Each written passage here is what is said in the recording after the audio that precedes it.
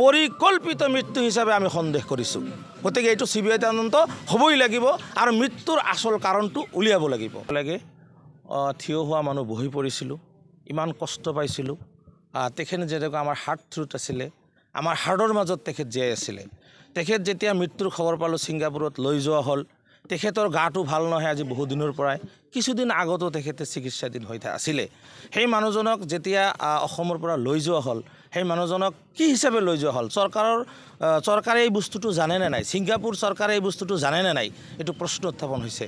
গতিকে আমি এইটোৰ তেখেতৰ যিটো ডেথ চাৰ্টিফিকেট আছে, তেখেতৰ যিটো পষ্টমৰ্টেম ৰিপৰ্ট আছে, এইটো সম্পূৰ্ণভাৱে এইটো মিডিয়াৰ আগত দি দিব লাগে।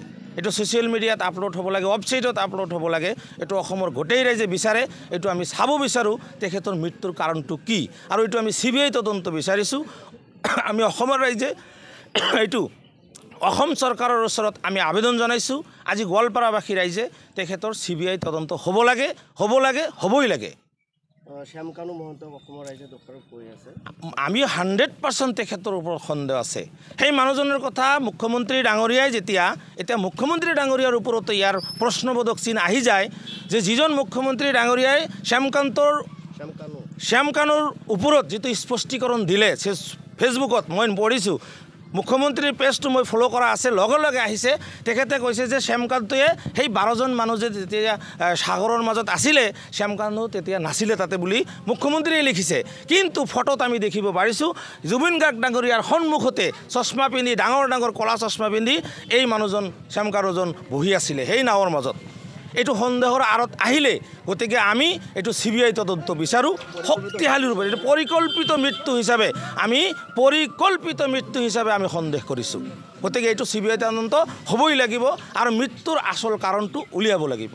তেওঁ অসমৰ সম্পদ নহয়, ভাৰতবৰ্ষৰ সম্পদ, ইণ্টাৰনেশ্যনেল এজন গায়ক। যিজন মানুহে 40টা ভাষাত গান গাইছে, যিজন মানুহে 38,000 গান গাইছে, তাৰ মাজত আধ্যাত্মিকতাৰে ভৰা আছিল তেখেতৰ গানৰ মাজতে অসমৰ উন্নয়নৰ বিষয়ে চিন্তা কৰিছিলে। সেই মানুহজনৰ আমি তেখেতৰ CBI তদন্তৰ জৰিয়তে ইয়াৰ আচল ৰূপটো উলিয়াবই লাগিব। চৰকাৰে যেনেদৰে তেওঁক সন্মানিত কৰিব লাগিছিল, এই মুহূৰ্তত এতিয়ালৈকে কৰা নাই যে অৱস্থালৈকে। এইটোতো আমি আক্ষেপ কৰিছোঁ। জুবিন গাৰ্গ আছিলে স্পষ্টবাদী এজন মানুহ। তেখেতে অসমত থকা কোনো চৰকাৰৰ বলিয়ান হৈ নাছিলে। তেখেতে প্ৰত্যেকটো চৰকাৰৰ ভুল আঙুলিয়াই দিছিলে।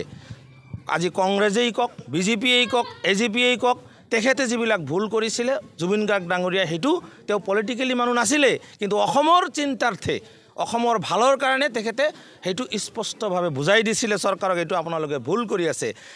আমি সন্দেহ কৰিছোঁ সেই মানুহজন, যিজন মানুহে আজি পদ্মশ্ৰী বঁটা পাব লাগিছিলে, যিজন মানুহে আজি ভাৰত ৰত্ন পাব লাগিছিলে, এতিয়ালৈকে সেই মানুহজন পোৱা নাই।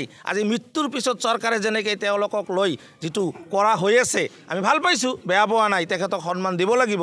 ইয়াতকৈ আৰু বেছি সন্মান তেওঁ জিন্দা থাকোঁতে পাব লাগিছিলে। যিটো ভাৰত ৰত্ন বঁটা তেওঁ পোৱা নাই, এইটো আমি আক্ষেপ কৰিছোঁ।